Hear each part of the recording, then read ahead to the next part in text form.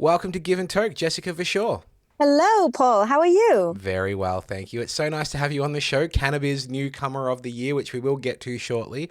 But look, I've spotted you from afar, from the East Coast to the West Coast, seeing your fun and enthusiastic work with Plant Pharm, Green Street Dispensary, and I am just really excited to have you on. So thank you for joining me. Thank you so much for having me, Paul. It's a real honor to be on your podcast. I've been listening from afar as well and admiring from a distance. So I guess the feeling is very mutual. Wonderful, wonderful. Well, I noticed that about a week ago you hosted a 420 themed, cannabis quiz night at Plant Playground. Shout out to those legends there. How did that event go?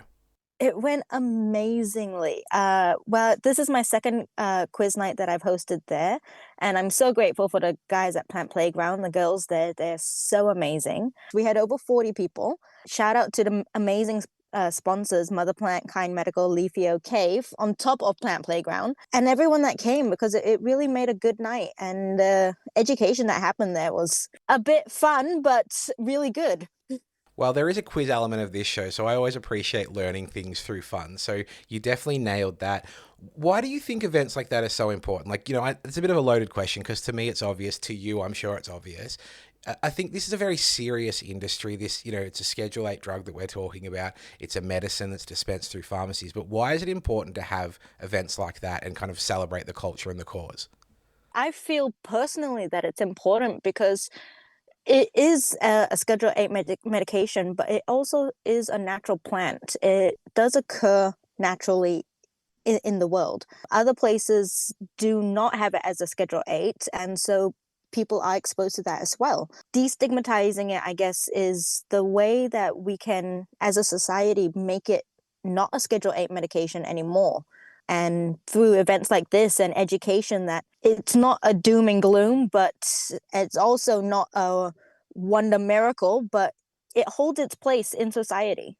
I think that's a really good, important point. It's not a binary conversation that we have about cannabis. It's not here to be a panacea and fix everything, but it's also not the devil's lettuce that it's still too often painted as. So, look, I'm really glad things like that are happening. On your side of the country. I hope to see more of that stuff over here. But really cool work by the folks at Plant Playground. I'm really excited to get over there when I can, and hopefully I can line that up with another one of your events. You will have to come out. Plant Playground is something really, really special, and it's a really unique space here in Perth where not only during the day can you learn about hydroponics and plants and everything, but at night, without events like this, it's technically Australia's first medicinal cannabis community space, dedicated to not only education, but we also have a safe consumption area for patients. It's I've been going for the past year, and being able to talk to people that have questions but feel scared to ask them in a doctor setting or a pharmacy setting. Having the doctors come down to this space, having myself there from the pharmacy point of view, people are so much more open to ask all those questions that they deem stupid, but there is no such thing as a stupid question.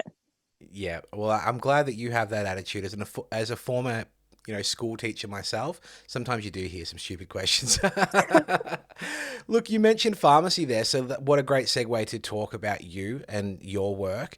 You moved from a significant stint in community pharmacy to the cannabis space. What were some of the biggest adjustments you had to make going from traditional pharmacy to cannabis?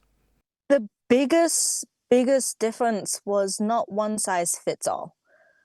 In regular community pharmacy, I mean, I've done everything from Webster packing to insurance commission to liaison with doctors and everything. And yes, you have high blood pressure, you'll be prescribed A, B, or C. If you have depression, you'll be prescribed A, B, or C to try these first. It's Everything was by a book. Yep. To the T. Whereas with medicinal cannabis, there is no one size fits all. You have to listen to every person individual needs. I'm wondering if like pharmacy sometimes appeals to people that do have very binary thinking, and it's almost antithetical that we've gone into pharmacy with cannabis because it's such a change from the norm. Have you seen people that just, they love the binary nature of pharmacy that just couldn't comprehend the non-binary nature of cannabis? 100%, 100%. And there is a place in the society for both to exist. Yeah. There are certain things that obviously cannabis cannot treat. There are certain things that regular pharmaceutical drugs cannot treat. Both must exist in this society, and there are places for both pharmacists to exist. And I respect both pharmacists that specialize in their own things. It's really interesting to see the pharmacists that try to come into medicinal cannabis and have that binary thinking, and to try to explain to them. And sometimes it just doesn't work out, which is, again, fair enough to both sides. Yeah, it kind of needs to be fine. Like, it's one of the things I notice about the space, and something I get sensitive about is it's not for everyone. And I think some people discover that and they go back to their normal lives or their normal functions, but others seem to get really kind of wound up about it and get angry about the industry. But I think you've put it nicely where there's a space for both. And I think that's important to remember. I'm curious, was there a particular moment or patient interaction that made you realize that you wanted to be part of this space? What was kind of the catalyst to move from, I think it was 14 years in community pharmacy, if I'm right, Yeah, over to cannabis? give or take, 14 to 15 years in community pharmacy. Myself, I guess. Growing up, I was fortunate enough to live in California, so I was exposed to the culture very early on. I was exposed to it from early ages, but I did not make the actual decision to use it medicinally or actually introduce it into my life till I was 21 years old. And I was back in LA and I was exposed to the medicinal side. And it did take me a hot minute to change to the medicinal in Australia, but I always watched it from afar, and there was a opportunity, I guess. Paul, my boss Paul, put a post on our pharmacy assistants page, post in Perth, and I applied at 10 p.m. Sunday night. Monday morning, I got an email saying, "Hey, you sound exactly what we want. Can you come in for an interview?" Monday night, I went in for an interview. Tuesday morning, I had the contract. So The rest is history. Wow. the rest is history. So I guess it was myself that pushed me to join the space. I'm fascinated by that because, like I do like to do my research on my guests, but I also like to learn new things. I had no idea about, your Californian upbringing. So, as someone who was lucky to spend some time in Canada, and that really helped change my mind and help me open up my eyes to the possibilities and the potential for cannabis. What is it that you saw in California or experienced that kind of moved things along quicker than they move here? I was fortunate enough that pre-COVID, I would go back quite often, as much as I could. So I could see it uprising through in LA and Nevada, in Vegas. And I guess the biggest drive that I saw was that it was heavily focused on CBD first. Really, really focused on CBD. It came out with everything you could think of: bath bombs, topicals, lipsticks. Yeah, yeah. I There saw really is everything, isn't there? anything and everything came out with CBD. And I guess destigmatizing it through that potential use made it that, like, okay, maybe it's not the devil's lettuce. Maybe it's not as evil as everybody seems. And then hemp clothing and hempcrete and all of those came out. And you're just like, there's a lot of things this can do. And so I guess I was fortunate enough to see that side of it first before realizing the THC and that sort of side after. Yeah, CBD is a great way to normalize it, and you see that in those countries like in the UK, like in the US, even Japan, where it's a really good avenue to help people understand, like, hey, it's not all about getting high. You might get something out of this transdermal cream or this bath bomb, like you mentioned. CBD beverage, might calm you down. I think that's a really important point. I was going to ask you this a little bit later, but it's incredibly relevant now. What was the kind of understanding of cannabis growing up? Like, what was the opinion in your household? Was there one? Well, my father is Dutch. So So There that's a was, seal of and approval already. It's part of the citizenship. exactly, exactly. He's Dutch, but also on top of that, he's an artist. So Right. it was two birds at one stone with him. Two birds It, stoned at once. yes, exactly. My mother was a little bit more on the stricter side, but also growing up, it wasn't really like, it was more on, how do I say this? She didn't really, I knew about it, but she never encouraged it. And I mean, that's a good parent position, really. Like, Exactly. know about it, be Exactly. informed about it, but don't sway either way. Exactly. And I respect my parents for that as well, because I was exposed to it. It wasn't a stigma. Hmm. It wasn't, oh my gosh, it's the devil's lettuce, that sort of thing. I mean, granted, when I did start to introduce it to my life as a medicinal point of view, my mother did say wacky tobacco and where's this going to lead you in your life and all that jazz. And now I go, look, mom, exhibit A. Um, it's led to an award, all That's right? It's right. led to a career and jobs and all that sort of thing. So that's kind of kept her quiet a little bit. No Yeah, more wacky definitely. tobacco. That's incredibly fortunate, I've got to say, and it's not the typical thing that I hear from people when I ask them this question about what it was like in their household. Usually, it skews towards negative, and it sounds like you're incredibly lucky to not have to grow up with that stigma. Very, very fortunate. I am very blessed that my parents did raise me how they did. I feel it also led me to where I am now, in the sense that, being, because we traveled a lot, so I was exposed to all sorts of cultures and backgrounds of people. So I feel it's helped me in my pharmacy career connect to a lot of people, and even in this sphere, it's helped me tremendously to just build that relationship on a different level. That's lovely. So, I mean, I'm going to put words in your mouth and say there wasn't a lot of stigma growing up. Do you experience stigma now that you work in the industry or now that you use it as a patient? Have you faced any of those challenges as an adult rather than as a teen? I feel a lot less stigma now, Right. actually. Yes. That I feel that there's a lot less stigma now. I was surprised when I came out on my Facebook openly that, hey, I work in a medicinal cannabis sphere, because I am half Asian, so it does trigger some people Definitely. in my family, for sure, because we still are a very traditional family, I would say. So it was a little bit scary, but explaining that I work with a lot of palliative patients, cancer patients, people that are in pain and actually have a reason. And I just don't deal with what they consider stoners or people that just want to get high. It's breaking that stigma. And for me to see that firsthand with my own family is really, really eye opening, because I feel that's happening in the wider society as well.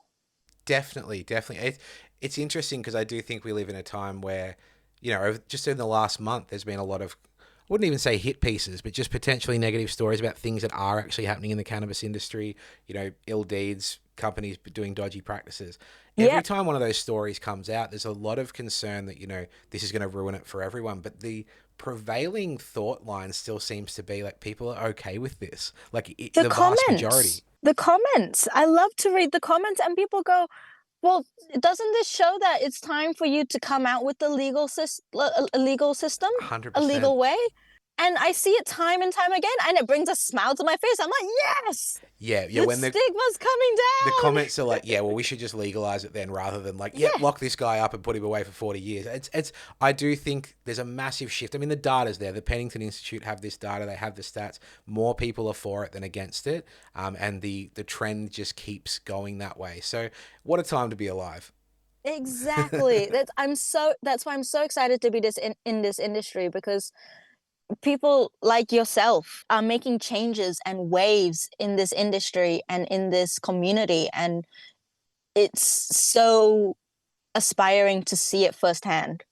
Well, I'm happy to do my thing. Like I think any of us that do meaningful work in this space or authentic work in this space just want the cause to be progressed. Like that's all I'm here for. Like I'm really lucky to have a fully supportive wife. My No wife. concerns about stigma in the household or anything like that. And so I'm just kind of like, it would be rude of me not to constantly talk about cannabis, to be honest. Well, um, I live and breathe cannabis, so it's fine. and that's a hell of an analogy as well. Live and breathe, literally. Yes. I want to talk about your Cannabiz Award. You won Industry Newcomer of the Year at the 2025 awards this year. Firstly, congratulations. Thank you so much. What did that recognition mean to you? Oh, everything. Absolutely everything. Um, Sorry, I always get choked up when someone asks me this. Yeah, and Um, you're absolutely allowed to as well. it just means like the past 15 years of building all of the skills that I have with connecting to people and drug knowledge. And I was that little nerd that would unfortunately buy on the legacy market and buy four different types so I could try to figure out what's an indica, which one's the sativa, if this, what's going on with all of this, if figure out oh, this smells quite gassy. To go from that to where I am now and to be recognized is disbelief. Absolutely disbelief. One of the things that's really interesting about your response, for an award called Industry Newcomer, is that people often think that success happens overnight, but you credit the 15 years of work that kind of got you to that place. And I think that's what's really nice to hear. You've got these experiences, you've got a bit of legacy market experience, you've had to buy from sketchy dealers before. You understand what people go through, and I think that's really moving. So congratulations on the award for being newcomer, but like you said, this has taken a long way to get here. It does. You are completely correct that it's not overnight. And I see this with training younger staff. They aspire for it and it's like, yes, aspire, go for it, yes. But it's not overnight, unfortunately. It's hours and hours of research and underground learning and talking to people and understanding the culture and being a part of it, actually. It's like I said, coming from the legacy market, I'm no spring chicken. I'm 31. I've been in this game for a hot minute. Absolutely, I've absolutely. seen the dodgy car parks. It's been there, done that. It's never going back. Only straightforward medicinal way, all the way, clean and sober way, kind of sort of thing. Right on, right. And look, that's one of the funny things I always joke about, particularly when I was a bud tender and I was serving anyone that was kind of 19, 20. I'm like, you guys have no idea what it was like to try and sync this up with 100%. some sketchy drug dealer. Waiting on your phone for the, are you gonna come? Are you here? And that's like, anytime I see any conversation online, like on Reddit or anything, where people are complaining about their pharmacy taking like an extra day to post or ship or something like that, I'm like, do you guys remember drug dealers? Like, do you remember this at all? Something that's really stood out to me about your work with Green Street and Plant Farm is the way that you use social media to engage. That's actually where I, first came across you and your work. You use that to kind of build community and reduce stigma. What's been your approach to that? Like, it seems like you guys have a bit of fun at work. We have a lot of fun at work, and that's one thing that I am so grateful about my team is that we we are a team. It's not me and workers. It is me and my team. We have the best of times, and when one of us is having the shittest of days, we support each other. We don't go, oh, why are you in a shitty mood? Nah, it's why are you in a shitty mood? How can we help you today? And it's honestly, I'm so grateful on the fun that we have at work. And thankfully, I am not in charge of editing or making up any of those videos or filming them. So that's all hands off. You just get to be the star of the show and then head to your trailer and get pampered afterwards. Oh, I wish. It's more like back to the computer and replying to your emails and WhatsApps. People always want to know from me, and I'm wondering if they want to know from you as well. How do I get into the medicinal cannabis industry? What's your advice for them? I actually had this question the other day, and the response that I usually go is, look, in this industry in Australia, it is tricky. I'll be honest. I'll always be transparent and honest. The biggest thing that a lot of people don't realize is the pharmacy knowledge that's required.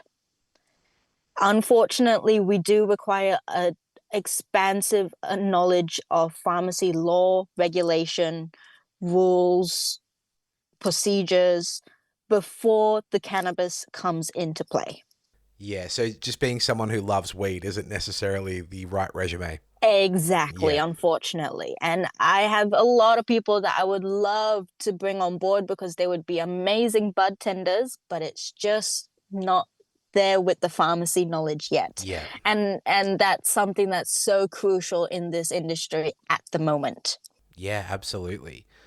What advice would you give to pharmacists or healthcare professionals who are curious about making the shift? Listen to boots on the ground. We speak to people for ages, and we always try to figure out what's going on or the underlying issues, because they'll come in and just say, oh, I can't sleep. Yep. But do you have issues falling asleep, staying asleep, that sort of thing? Also, it's okay to start low and go slow.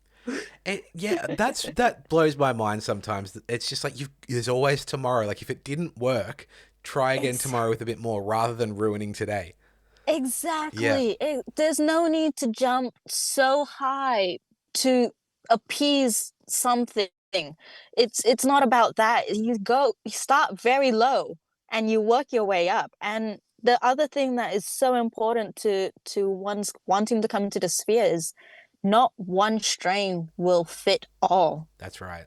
It's all about different strains, terpenes. It's not about the THC content. You answered this question in part already by mentioning that there's a hell of a lot of pharmacy stuff that people need to know before this. But what else do you think people misunderstand about working in cannabis, particularly on the clinical side of things? It's not the THC content. Right. Tell me more. 100%. It's all about the strains or the terpenes, the lineage of the plant. Personally, the story that I like to give is I personally use it for my insomnia. I was given a 30% THC content. It did not touch the sides. Yeah. I could not sleep a wink. I dropped to a 23%, completely different strain, lineage, terpene profile. I sleep like a baby. And that's the thing. Regular listeners of the show will have heard me use this anecdote before, but nothing helped me sleep like an 18% death bubba. And you're exactly Yes. right. You continuously get the 27s to 30s prescribed for you for insomnia because they're going to knock you out. That's not what I'm looking for. I'm actually looking for a peaceful, calm, consistent sleep. And Yeah. that's a perfect example of that. It's not all about the THC. Yeah, exactly. And that's one thing that I try to educate people on and expose them to, that your THC content is, pardon my French, jack shit. Swearing Absolutely is jack totally okay on shit. this. I thought you were going to bust out it's some Dutch then, to be honest. You oh let me well, down. yeah. It really is the smallest thing in the rest of the plant. You've got so many other cannabinoids in it. You've got the terpene profile, you've got the history of it. Like, is there a white widow trace in this strain? Is there going to be a kush strain trace in this strain? I'm a little nerd in that sense, and It's a word I use for myself as well, and I know there used to be negative connotations to being a nerd, but hell, own it. oh, well, I mean, I feel that's what makes a good bud tender as well, is Totally. knowing their strains, knowing that strain lineage and where it's come from actually plays a big part on how it's gonna react to people. Absolutely, absolutely. Well, before we step aside or step away from our cannabis conversation to have fun with the quiz, I would like, just kind of a little nutshell of what people can expect, visiting you at Plant Farm or Green Street. Kind of, clearly they're going to come in and see someone who knows their shit, who has got experience, outside of the pharmacy and inside of the pharmacy. What do people get when they when they spend time with you, when they bring their healthcare to you? Well, not only to me, but to my whole team is you're gonna get a non-judgmental zone. And I feel that's what's lacking a lot in this sphere. That if you come to any one of us and say, look, I'm using a bong, how do I get away from it? We're not gonna be like, oh, why are you using a bong? You gotta throw that away in the bin. No, we're gonna explain to you the benefits of a vaporizer. We're gonna explain the benefits of having your temperature control. We're not gonna say throw it in the bin because it's gonna be, and because the main reason is because we know it's not an overnight change. That's right. People swapping who have been a long time water pipe or bong user are not going to stick to a vaporizer overnight. 100%. And if you expect them to do that, they're going to give up and say, this is rubbish, and never touch it again. Well, it's a great way to alienate people when that judgment is passed down rather than listening. And when you say that, what resonates with me is that I've never been into bongs, and I actually own one now. So like it was never a big part of what how I like to use cannabis socially growing up. Like, in your share house days, one exists in the share house at all times. But it's actually post Canada where I saw, these can be really nice, beautiful pieces. You clean them after every use, you maintain it. There's actually something can be quite special about that. So while I know the TGA has only approved vaporization, you're exactly right. People use this plant in different ways. Some people buy their dried flower and bake it into cookies. Like, you've got to work with what that patient's bringing to you. If they're not doing harm, listen to them. Exactly. And look, I have a friend who's actually one of the best glass blowers in WA called Callum, and he does Imperial Glass. And his pieces are works of art, and his pieces are also ways to deliver medicine because the filtration process. But also on top of that, he develops pieces where you can adapt your vaporizer to it. Yes, yeah. So you're actually using an approved product, but through what's ultimately a bong. Exactly. And there is absolutely, I don't see a harm in doing that because all you're doing is cooling the vapor with the water, filtrating it even more per se.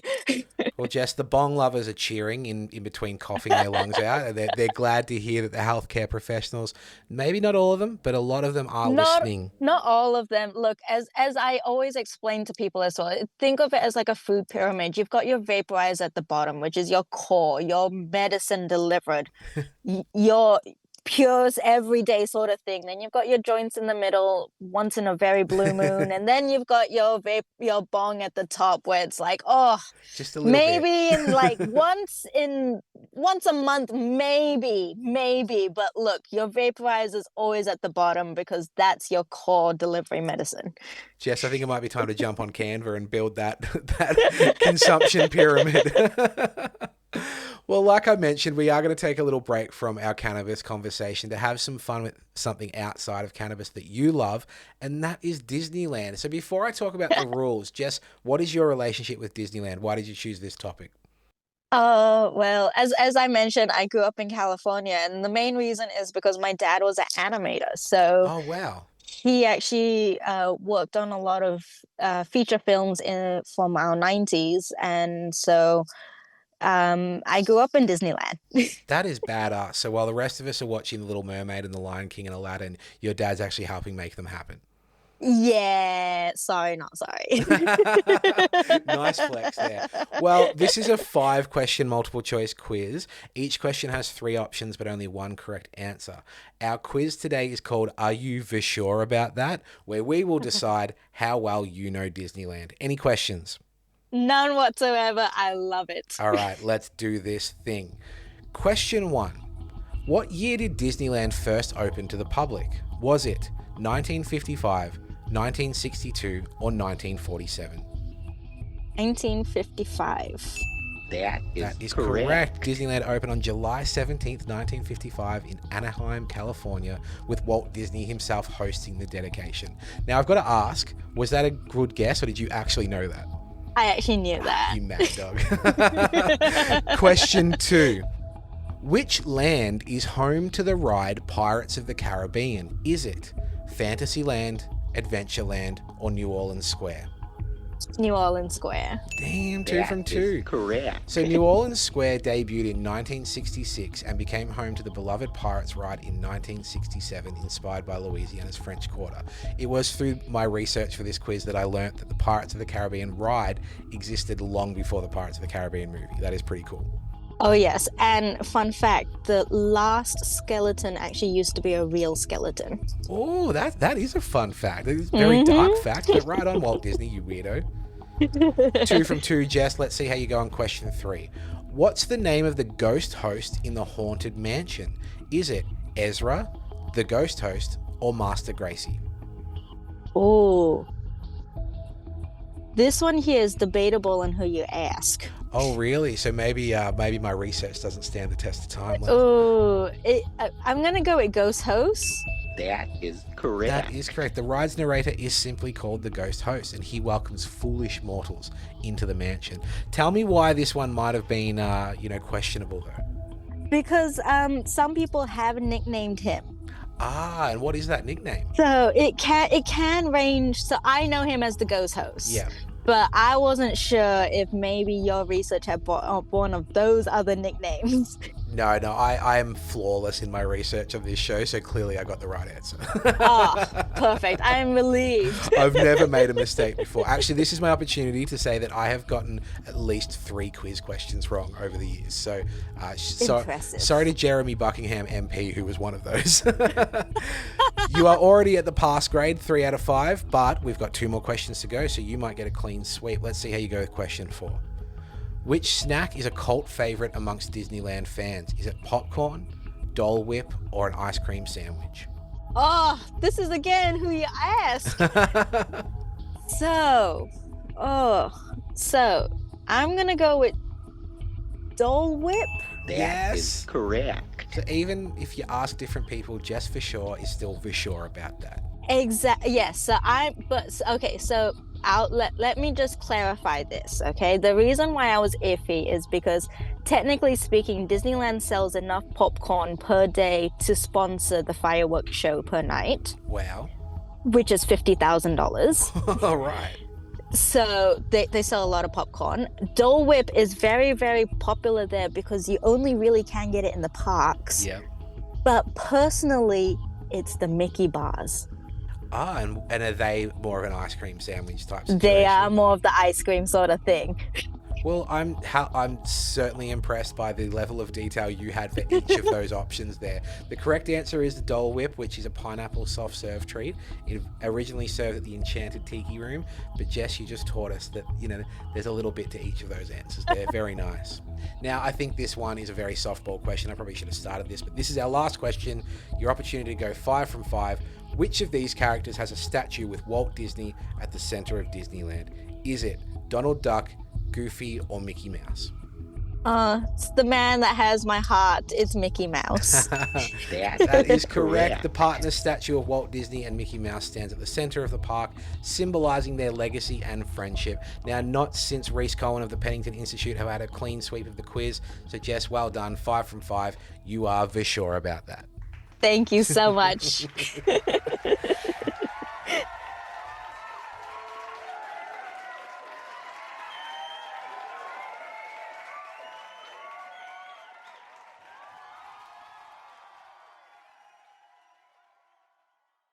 Before we move on, is there anything else that you could enlighten us about Disneyland? Any more fun facts? Oh, no, don't get me started on that. I could go all day long.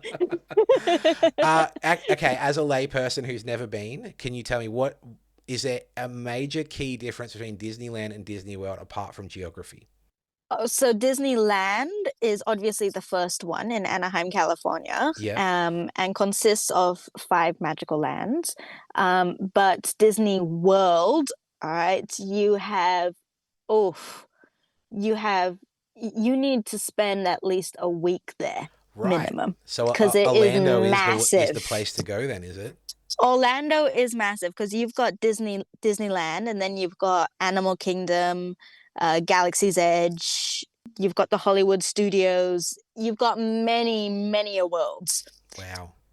Yes. Well, it sounds like I need to get back there. When I was in California last, I made the decision to choose Universal Studios over Disneyland. You may be upset at that. No regrets here. No regrets here. But I realize I'm going to have to go back. Look, as someone whose father worked for DreamWorks, I have no qualms with that as well. Universal holds a special place. Well, thank you for that. The aim of the quiz is always to learn things. Often I catch people out. I did not do that on this occasion, but we all learned a little bit more about Disneyland. Thank you for that, Jess. Thanks for quizzing me on that. It was a lot of fun. Rounding back to cannabis, I want to talk about Western Australia a little bit more specifically. So there have been recent regulatory changes that have allowed WA pharmacies to more easily dispense across the country. What are the unique challenges or advantages of working in cannabis in WA? It's ever evolving. I feel working in WA is very beneficial because we do have some of the strictest laws, some of the strictest regulations in the sphere. So I feel it's trained us to be very diligent. I feel like that we are paving the way in some sense, because I'm seeing a lot of other states pulling back their limits to be in line with ours, which is not unfortunately, I know a lot of people will be upset with this. I feel is not a bad thing, because how 120 grams per month limit is per person, you can justify, and some people are needing to go over that. I'm impressed. It does raise a really good point, because, and I would actually love to just dive into this with you and riff on it a bit now. When I was a bud tender, I had certain customers that would use 4 to 7 grams of cannabis a day in order to treat a withdrawal from a major pharmaceutical or a street drug. So these were very specific examples of people that were using, what we would consider excessive amounts of cannabis, but to treat, to get off oxycodone, to get off endone and things like that. So every now and then you do come across people that require high doses of cannabis and completely justified. Yeah. So, and I think that's an important part of the conversation, where we go, we're not disputing that there are people that absolutely need that. It's just whether the average Joe who's using cannabis, maybe as a pseudo-rec user, maybe as someone who just is, not taking advantage of this. Yeah, taking advantage of the system. Let's say it. It's about whether 120 grams is appropriate for someone who maybe doesn't need it. Exactly, and that's my point of view completely. Is that there are cases where yes, that is required, that is justified, 110%. But do we need to start everyone out on that? Is there anything you notice about, is there an archetype to those kind of patients? Like, I speak to a lot of doctors and pharmacists, and one of the things that really kind of upsets me about this industry is a lot of pharmacists and doctors will say they've never had such ungrateful patients as they do with cannabis patients. And I want to speak frankly about that, because I also remember it as a bud tender. There is a certain section of the population who you are the delivery system for their cannabis, and they are on the precipice of a meltdown, and they don't care how your day is going. They just need to get that cannabis. Do you notice anything, any particular types of patients, any particular challenges with patients like that? 100%. 100%. But in saying that, I seen that in regular pharmacy as well. In pharmacy, full stop, people are in pain. People are unwell, physically, mentally, emotionally. They are unwell. There's a reason why they are there. Yes. Yeah. They are not at a pharmacy to have a good time. Yeah, that's a pretty good point. Yeah, I'm not heading down to my local AmCal on a Saturday night. Literally, you don't come to your pharmacy for shits and giggles. Yeah. Well, I'm glad that patients, over your way have a friendly face and a welcoming face to come and see, both with you and the extended team, because I think that's important to remember. Like, I've sat here being a little critical of a certain segment of the patient population, but you're acknowledging that, hey, there's someone with needs. There's someone that's not there for a good time. They're looking for help. Yes. And I mean, unfortunately, yes, you in every walks of life, you will experience the one or two who will be the unicorn and be in it for the wrong reason. But once you weed those ones out, you understand the cohort are there for the right reasons. They may be confused, but it is a new system for everyone, and it's an evolving system for everyone. That's the biggest thing that people don't realize, and something that I try to express a lot is that we understand, but also we are abiding to higher ups as well. Yeah, exactly. It's like I'm not giving you bad news because I'm trying to ruin your day. Like there's regulations Exactly. here. Yeah. Yeah, Yeah. I'm not here to shit on your day. I'm here to try and make your day better, but there are things that will shit on me if I do Yes. that. Yeah. And that's something that I try to remind some of the people who aren't yet as enlightened about the system as you and I are, is that there are people here who have staked their livelihoods on this. You know, this is your job, this is your reputation, this is your career. And, you know, bending the rules or breaking the rules might benefit a patient's care, but it can drastically reduce your chances of having integrity in your career. So there's a real balance. You know, I understand when a patient complains about a pharmacy, you know, not being open at the right time or not ordering something in on time. But on the flip side, that person's at work. Exactly. And that's the thing as well, is that we're human. If you never made a mistake or if you never messed up, then you're obviously a robot. WA is kind of a growing space. Like it's a relatively small chunk of the national market, but I think it's interesting to see it grow and change and evolve. Do you think access and awareness are improving overall in the region?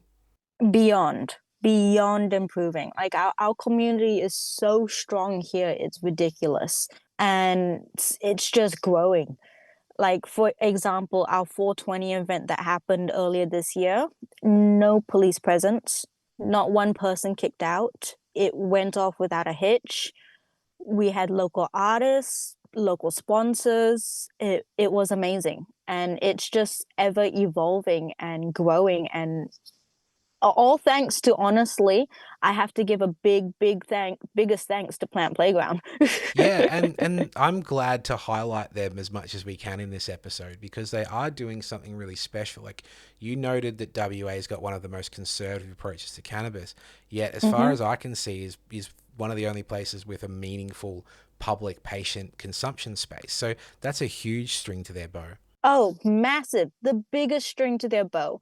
And I know some people are trying to replicate what they've got, but honestly, unless you are those girls, you can't replicate what they've done.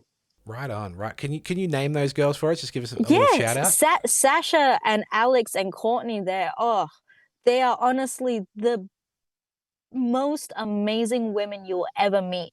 We're part of a league here in WA.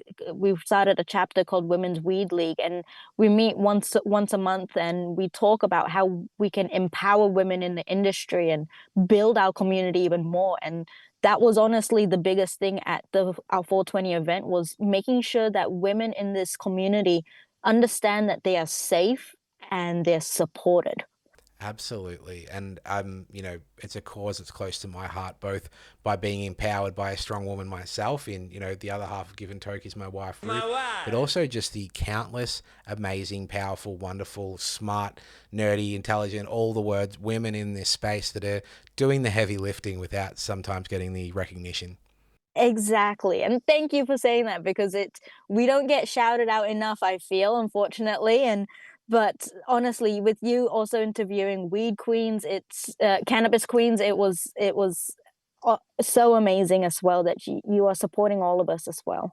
And I'll be honest, it's not an ulterior motive, but it's despite being a bearded hoodie wearing weed guy myself, the feminine side of cannabis resonates with me so much more. You know, cannabis to me is about sensitivity, introspection, reflection, and those are all things that that don't always get encouraged in the masculine space. So I see an opportunity there for me to proselytize those kind of virtues a little bit more for men. But I've always connected with the female feminine side of cannabis a lot more because it's a lot gentler, and that's where I want to be when I'm consuming cannabis. It really is. And I mean, hello, what do we call the plant of everything that all of it comes out of? The mother The mother plant. plant. That's right. That's right. So as we head towards the end of the show, there is something I kind of want to get your perspective on, because there's been this conversation about, clampdowns on prescribing practices, and APRA have issued a new set of prescribing guidelines. I am a big fan of rigor myself, but sometimes, guidelines can make life a little bit more challenging than it needs to be. How have the new APRA guidelines impacted your day to day? Rules and regulations, anytime they change, impacts my day. Because I have to explain to people, and when they make a change or regulation and it happens overnight, they don't realize that it leaves a lot of people in the lurch. A lot of times, because getting in contact with doctors is not necessarily as easy as picking up a phone or writing an email, especially when the doctor is over east. Yeah. You're in a completely different time zone, of course. Exactly. So it's an added factor of challenge, and it's not like we're dealing with just a paracetamol that you can just willy-nilly pick off the shelf. It is a Schedule 8 medication. We do have to adhere to the rules and regulations to the T. Not saying that I disagree with all the regulations and all the rules. I feel like there are rules that need to be implemented. There are regulations that need to be implemented, because, again, it's not a wonder miracle, no such thing as fail-safe sort of thing. But there are certain things that they need to speak to people that actually work with the people. They need to speak to the doctors or the pharmacists or the pharmacy assistants even. Yes, we don't have a degree behind us, but we actually have a brain behind us.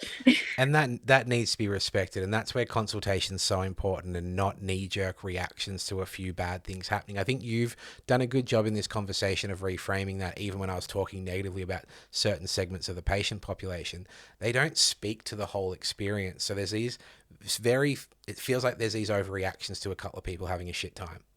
Yes, and that's pretty much it's like being in the play yard, and one person gets sunburnt, so nobody can go out in the sun. Yeah, it's detention for the whole class because one kid was fucking around. Exactly. Yeah. It's just like, why is everyone being punished for one idiot? Exactly.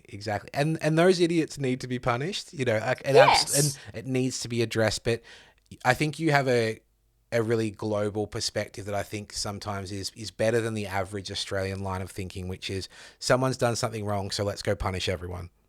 Yeah, and unfortunately, I hope that mentality changes, especially in this industry, because yes, there are some prescribers out there that weren't doing the right thing, weren't having patient care focus. To me, that is the biggest thing, is a doctor that focuses highly on patient care. And that's why the doctors that I work closely with, I make sure that their consults are not only 5 minutes in and out. Bye, ham, damn, here's your script, bye. It's let's talk and find out what's going on. Well, Jess, it's been lovely to have this conversation with you, and our final segment is called Pools of Wisdom. Though we value the long-form conversation, we try to leave the listener with a key takeaway, dinner party fact, or even a call to action. So, Jess, what is your Pool of Wisdom? My Pool of Wisdom, I guess, would say that there's no one-size-fits-all approach to medicine, especially with cannabis. The more we embrace the individual needs, the bigger overall healing in the industry and community we will see. Absolutely lovely, nice and succinct. Before you go, let us know how people can get in touch with you, where people can find Plant Pharm and Green Street, and also let us know about Cape to Cape. Yeah, so people can find me on our socials, on Plant Pharm and Green Street, both on our Instagram and Facebook, and obviously on Google. I'm also on Plant Playground's Instagram page as well, the Playground After Dark. And Cape to Cape, yes, it's an event that's happening from the 17th to the 20th of April next year. One day fully being of CPD points, so it's great for doctors that want to have a little holiday but need to get some of those points as well. We've got lots of speakers coming, and then we've got 3 days of walks with amazing, beautiful scenery of Margaret River down here in WA, which is also our most famous wine region. So if you like wine, you're going to have to come down.